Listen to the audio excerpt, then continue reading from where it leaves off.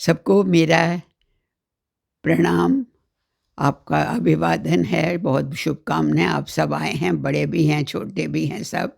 आज मैं आपके सामने एक छोटी-सी कहानी लेकर आई हूँ, आशा आपको वो अच्छी लगेगी। आप बताइएगा कि कैसी लगी।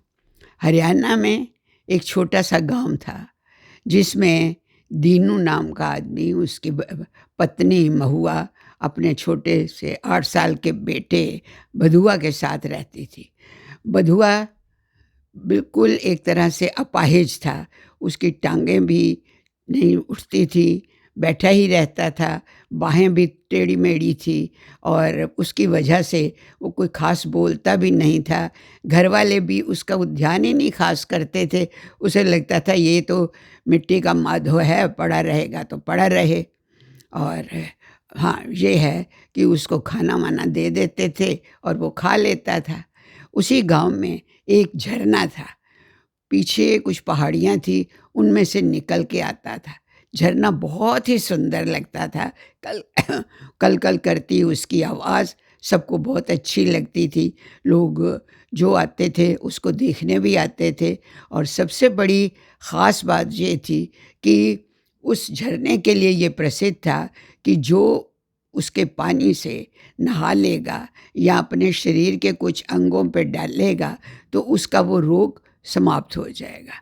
तो लोग उसने इस नाम से मशहूर कर दिया है, जादुई झरना। लेकिन जादू की जहाँ बात आती है, हर आदमी डरता है कि पता नहीं मुझे इससे फ़ायदा होगा कि नहीं, या जादू से कोई गड़बड़ तो नहीं होगी। तो उस गाँव में जितने भी लोग थे, कोई भी वहाँ आकर नहाने की कोशिश नहीं करता था। नहाना तो दूर रहा, मुँह भी नहीं धोता था, हाथ भी नहीं धोता था। उनको लगता था कहीं हाथ-पैर ही ना खराब हो जाए। वहम की बात है और ये बात दूर-दूर तक भी थी। तो लोग आकर उस झरने की खूबसूरती को देख लेते थे। आस-पास काफ़ी अच्छे फूल-पौधे लगे हुए थे और रख-रखाव भी अच्छा था। लोग आते थे, दर्शन करते थे, कई बार लोग पिकनिक वहाँ करने आते थे पास के शहरों से और इसलिए ये गाँव मशहूर हो गया था। तभी एक दिन एक आदमी के घुटने में काफ़ी दर्द थी, तो वहाँ के मुखिया ने सोचा कि एक बार ये एक्सपेरिमेंट तो किया जाए कि ये वाक़ई ही पानी ठीक है कि नहीं?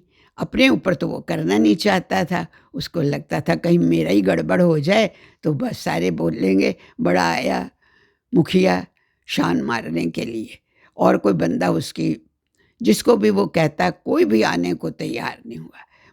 तो एक बहुत ही गरीब आदमी था, उसको उसने कहा कि भैया तुम इसमें पानी में बैठो और अपने घुटनों पे पानी डाल लो, देखना तुम ठीक हो जाओगे। कहता ना ना ना बाबा, मैं नहीं करता, कहीं जो थोड़ा बहुत मैं चल लेता हूँ वो भी नहीं चल पाऊँगा, ये जादू ऐसा हो जाएगा, मैं नहीं, जब कोई भी नहीं करता तो मैं क्यों करूँ।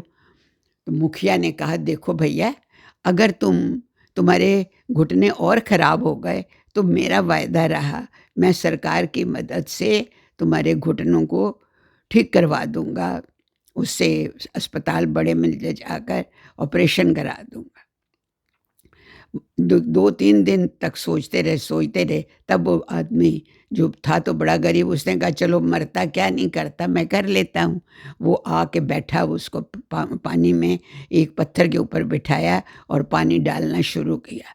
उसको हल्का-हल्का गर्म पानी लगा और उसको अच्छा लगा।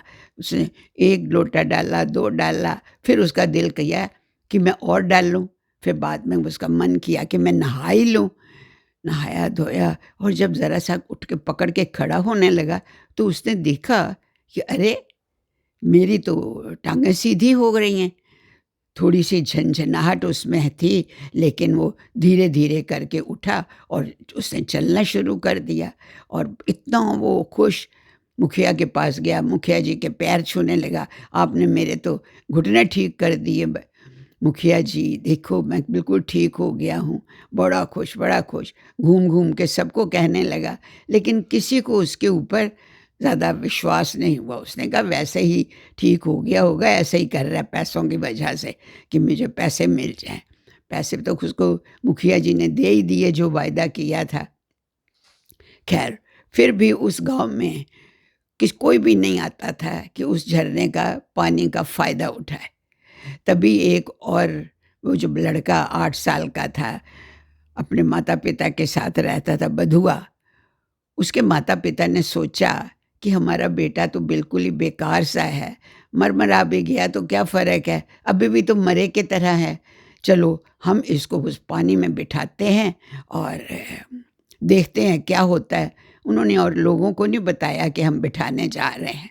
बड़े बेमन से माँ भाई उसकी घरवाली तो बिल्कुल नहीं मान रही थी। मैं महुआ, लेकिन दीनू कह रहा था नहीं ज़रूर बिठाते हैं, ठीक हो गया तो अच्छा है, नहीं हुआ तो छोड़ो कोई बात नहीं, समझ लेंगे, हमारा कोई बेटा था ही नहीं। उसको जाके बिठाए सुबह-सुबह और वो बेचारा क्या करता, चुपचाप जाके बैठ गया। अब ये लोग दोनों मियाँ-बीबी काम पे चले गए किसी के गाँव में दूर, खेतों में मज़दूरी करते थे। सुबह गए, शाम तक ये वो काम लगे रहते थे और रोज़ की उनको दिहाड़ी मिलती थी, उसी से गुज़ारा कर लेते थे। वो अपने भूल ही गए कि हम अपने बेटे को वहाँ करके आए हैं, बिठा के आए हैं। तो जब शाम को हुई तो घर चले गए, खा पी के तो लेटे भी।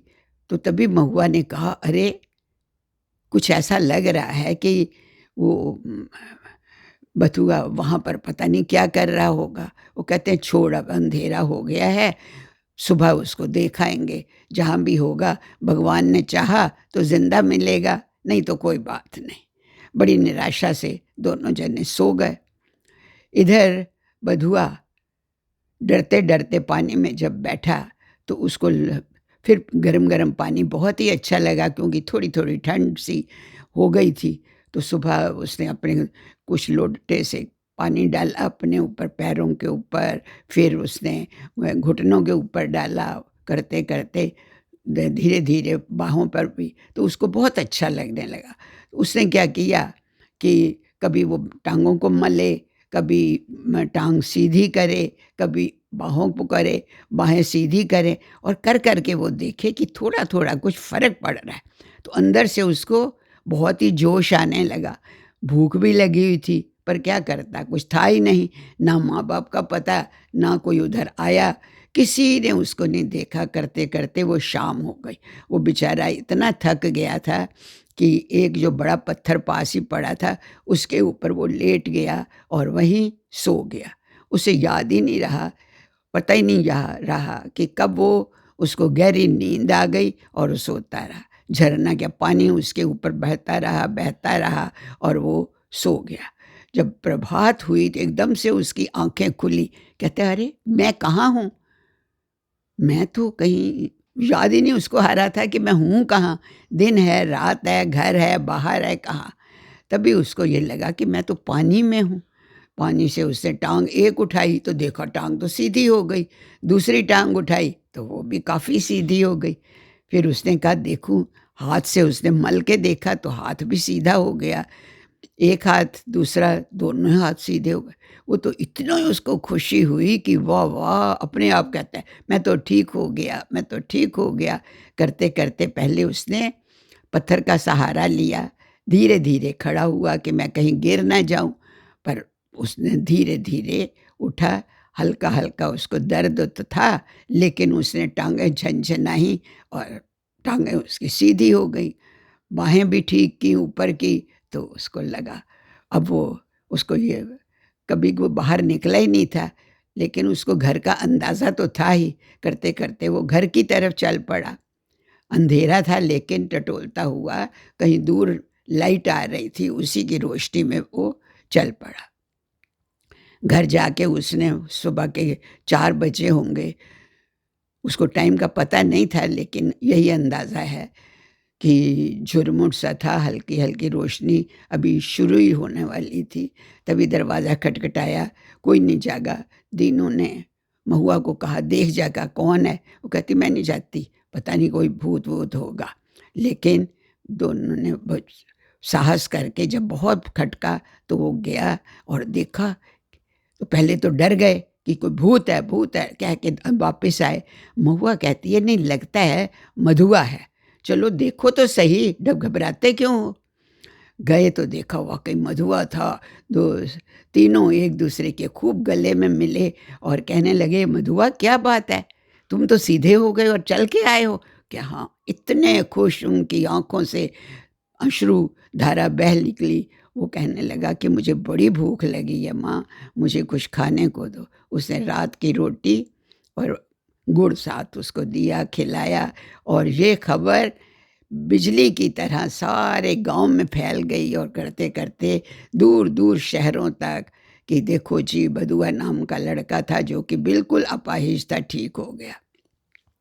कोई कहे देखो जादू से हो गया, कोई कुछ, पर कई पढ़े-लिखे भी आ गए, डॉक्टर लोग भी आके और कई वैज्ञानिक भी आ गए। उन्होंने यही फिर परख के कहा कि नहीं ये जो पहाड़ों से आता है, तो इसमें बहुत से ऐसे एलिमेंट्स हैं, ऐसी चीज़ें हैं, दवाइयाँ हैं, हर्ब्स हैं, जिसका असर बहुत अच्छा होता है और उसी के कारण वो लड़का भी बहुत ही अच्छा हो गया और गाँव की भी खूब उन्नति हुई। लोग बहुत दूर-दूर से देखने आते थे और उस पानी की इतनी वाह-वाह हो गई, इतनी वैल्यू उसकी बढ़ गई। तो इसीलिए कहना चाहिए कि जादू कुछ नहीं होता, हर एक चीज़ वैज्ञानिक रूप से होती है और उसी के मुताबिक हमें देखना भी चाहिए। तो अच्छे लगे ना बेटे? बच्चों सबको अच्छी लगी होगी कहानी, आप औरों को भी ये कहानी सुनाना।